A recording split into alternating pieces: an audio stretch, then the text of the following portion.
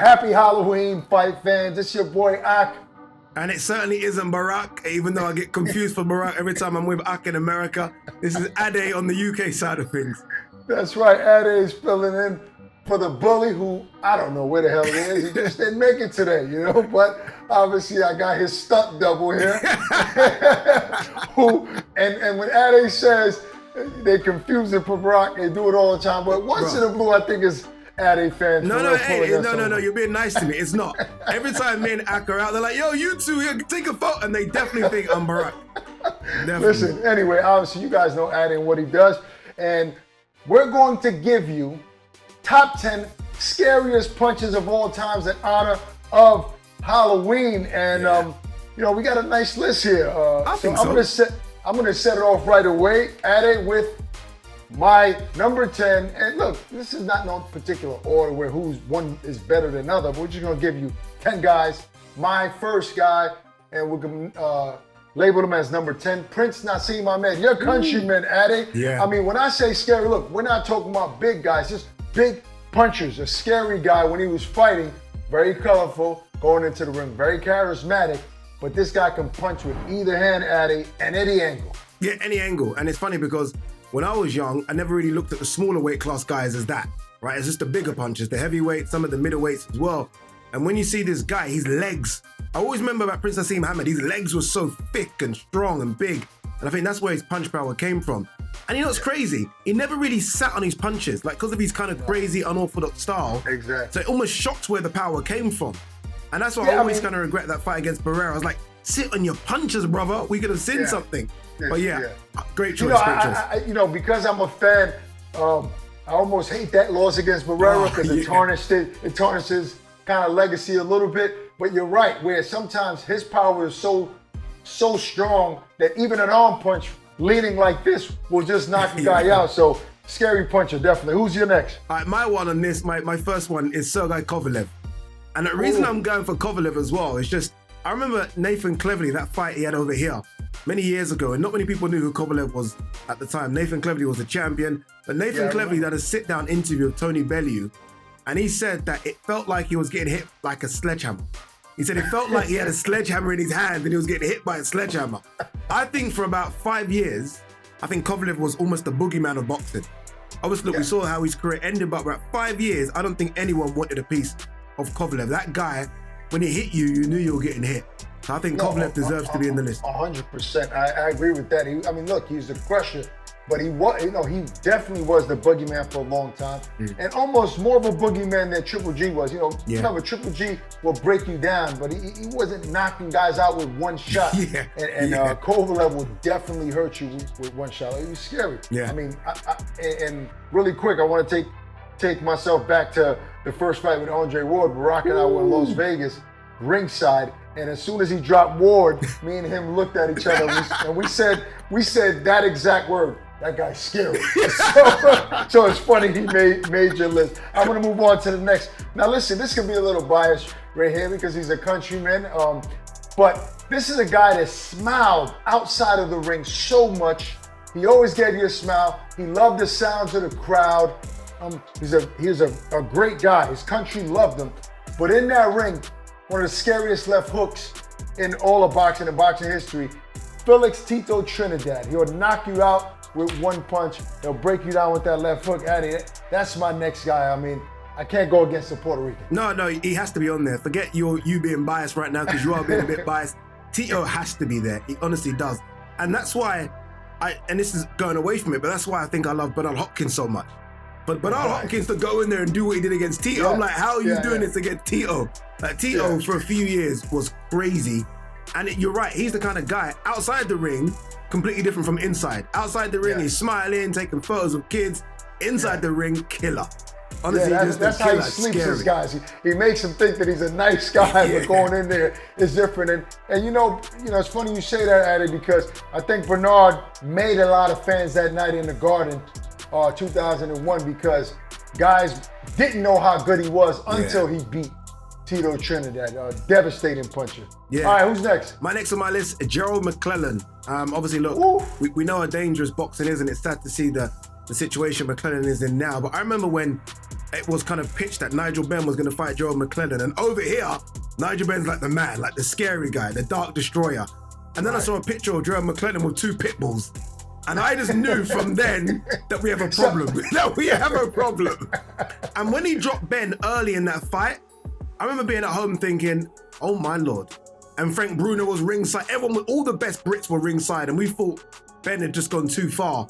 And for Ben to dig how deep he had to dig to beat McClellan was incredible. Right. But I think people, especially kids nowadays, maybe don't know too much about Gerald McClellan. But go and look at the record. Gerald McClellan could hit. And when he hit you, you stay hurt. So I think McClellan has to kind of go down as one of the biggest punchers in that kind of middleweight era as well. Yeah, definitely scary. I'm agreeing with you with that. Look, McClellan was, first of all, he's a great boxer as well. And quick, fast hands, but he can punch. And it's funny that you brought him up at it. I love that guy being on the list because my next guy was a guy that he knocked out. And I'm talking about Julian Jackson. There you go, so Julian Jackson was, in my opinion, the scariest middleweight of all time. Yeah. He's scary. He looks scary. He punches with scary power. Yeah. And it's funny, Gerald McClellan knocked him out. But look, there's no way that you can't have this guy, Julian Jackson, on the list. I mean, he knocked guys out like Terry Norris and a bunch of others with one punch. Now, here's a guy that can put you to sleep with one shot. Yeah. I mean, his left hook was so dangerous. From St. Thomas, West Indian. It was also a countryman. I'm part West Indian as well. I love Julian Jackson.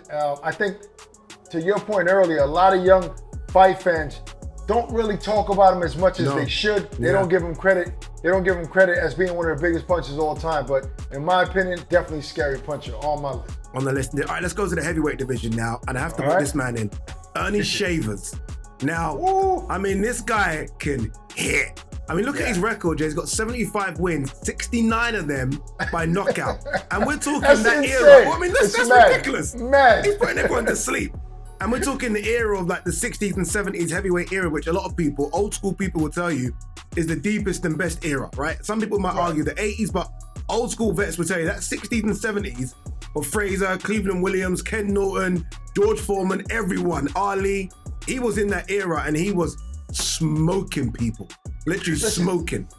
There's no way we can have a scary puncher list. We'll be fools to not have Ernie Shavers on that list. We'll be idiots. So I'm glad you brought his name into the mix, which I almost forgot about. Ernie Shavers. Look, here in America, when people talk about big punchers, you talk to the old school guys, the writers that wrote in the 70s, in the 80s, they'll tell you, first guy they pick is Ernie Shavers. Ernie Shavers. The first name they pick, everyone, first name they pick, Ernie Shavers. Is Ernie Shavers. All right, my next guy is, come on, Eddie. We can't create a list without the baddest man on the planet. I'm talking about, when I say the baddest man on the planet, this guy, when he fought, even before he landed those big shots, way before he was in the ring, guys were pooping on themselves in the dressing room just to walk out to face this guy. I'm talking about Brooklyn's own. I'm talking about Mr. Iron himself. Mike Tyson is definitely on the scariest. But he is number one on this list. I don't know who number two is. He is number one. He is so, even now, there's a funny story here. So the Canelo fight, we're all there for Canelo versus Bivol. Mike Tyson's ringside, and I'm sort of trying to find a little spot to get Canelo coming out. And I see Mike, and I'm like, oh, Mike's there, bro. He gives me a look. I'll put my phone right down. I remember, I was right next to you. I was right next to you. Bro, we was sitting. He made you, see, even at this age, bro, he still has that type of aura around him. He's scary. You don't know what he's capable of. And I can vouch for that. Ad is not lying. He's recorded. So Mike, his phone just gently went down and his face turned the other way. I was so scared, I've deleted the video. Mike doesn't even know he deleted the video. Mike, no evidence. It didn't happen, Mike. Oh, man, we can't have a scariest punches list. And Mike is not only a scary puncher, he's just a scary fighter. Scary dude. Honestly, and to think of what he did as a 20-year-old, 21-year-old, to be that scary and that young, fighting big men in their 30s and some in their 40s, I just find it crazy to think that he was that scary. Right. Who's next? All right. You mentioned him before, and I genuinely believe there was a period when this guy was the boogeyman of boxing. And maybe his career didn't go where I thought it would have gone, but Triple G has to be there. Yeah, I mean, yeah. he scared people. I remember there was that famous interview with Max Kellerman and Miguel Cotto in the ring, and Max was like, Miguel, who do you want to fight next? GGG, and Miguel's like, why you had to put my Puerto Rican fella on blast like that? I'm telling you, it happened. Canelo didn't want to fight at one stage. Canelo threw a belt away. I mean, no one wanted to fight Golovkin. There was a period for about 3 years when he was breaking people in half. And even if you stood up to him for a few rounds, your face was busted. Look at Rosado. Look what he done to David Lemieux. He was, for about 3 or 4 years, scary. Scary. 1,000%. I mean, look, this guy was scary. One time, I remember the first time I ever shook his hand. You know, this was when he was fighting Curtis Stevens in Madison Square Garden, who was a very big puncher as well. He shook my hand and he had this grip on it, and I looked at him. I was like, "What the hell is this guy doing? Is he gonna fight my boy Curtis with these brick of hands that he has here?" Very scary. Even going to that fight, I was scared and I wasn't even fighting. He's definitely on the list. Very scary fighter. I'm gonna give you my guy right now, Addy, and I don't think you're gonna question it. We all saw what he did a couple of weeks ago with a shot that was landed, and it wasn't even a hard shot. He wasn't even sitting down on it. It was a shot that didn't land flush, and he put his guy to sleep. Arguably, the hardest puncher in the history of the sport. I'm talking about Deontay Wilder. If he's not scary, I don't know who is. Bro, Wilder don't even make sense. Like, let's be honest, me and you, I know we're trying to get slimmer. We weigh more than Wilder right now. Yes. And he's still putting guys to sleep. It don't make no sense. That power, honestly, freakish power. It's insane. It's like, you know when someone's coming up and they're like, okay, but who have you beat? He could have, those guys could have turned into people, but Wilder just ended their careers like that, just ended it there and then. Wow. I mean, I genuinely believe you are right. I think he's the hardest hitting puncher in the history of the sport. It really is. And I guess it shows how crazy Fury is that Fury got up. It makes no sense. Honestly, it makes no sense. It's hard to question that. All right, who's the last guy on the list? The last guy on the list, I think this was almost the first scary big man of boxing. Like, boxing's had so many big men, you go way back in time. But when George Foreman punched Joe Frazier and Joe Frazier lifted off his feet, I think everyone at home was like, 1 second, what's going on here? Like, everyone was like, this don't make no sense. This is not fair. This is not fair. Honestly, he was bigger than everyone. He was stronger. He had that kind of, you know, he wasn't the most slickest boxer, but he had a way of walking you down where you know he's going to get to you. And when he does, he's going to hurt you. Yeah. And I think big George Foreman, and look, we saw what he did in the 90s, knocking out people still. So yeah, George Foreman has to be on that list. In his 40s, still becoming, I'm with you on that. I mean, I think that shot that you mentioned of him hitting Joe Frazier, it's one of the most epic shots in boxing that people go back to. This guy lifts you up off your feet. It was like a Rocky movie. Joke. Yeah. People joke about, they make movies out of shots like that. This guy did it in real life. And I remember, you know, him watching video footage of Big George chopping trees down. And, you know, most guys are chop a tree down. They need about 50 hits. This guy chopped the tree with like 4 hits. The whole tree came down falling. I'm saying, what the hell this guy has in his hands? I mean, his forearms were like this. Definitely scary. You know what's crazy about George Foreman is when, like, obviously now in interviews growing up, and obviously we weren't old enough to kind of see him at his peak, but we kind of remember him in the 90s, how nice he is. Yeah, like, George is the nicest boxer there probably has ever been. It makes no sense that that guy can then be the other guy in the ring. It's just... Yeah, I mean, I guess that's why we love boxing so much, you know. I mean, it changed, you know, when guys are in that square circle, they turn into these warriors, these gladiators that, you know, that you don't experience outside of the ring. George, another guy like Tito Trinidad, always smiling. We all saw him call fights for HBO for a long time, but inside he wants to hurt you. Scary fighter. This is before we wrap, can I do one more? Just because obviously we've done 10 men. We've done 10 men. I want to mention one woman.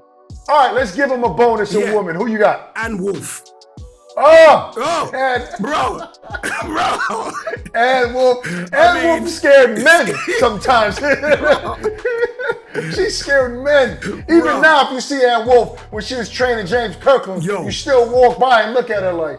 You got to make sure that you know her to go and say hello. Yes. Ann Wolfe, I mean, you can go onto YouTube and see the knockouts she was doing. She was putting girls to sleep. Ann Wolfe can hit. I'm sad that the fight with her and Layla Ali never happened. That was something that people wanted to see. But I like that bonus joint right there. and Wolf, definitely scary fighters. So that's our list for scariest punchers, fighters in general, in honor of Halloween. It's Akin. Peace and love. We're out of here.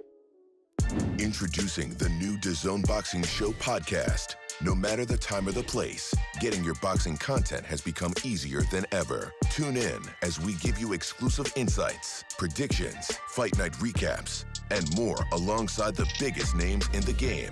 All for free. Available globally every Thursday across all audio streaming platforms and with new episodes dropping weekly to give you the latest news. Just type in the DAZN Boxing Show podcast, listen in, and enjoy.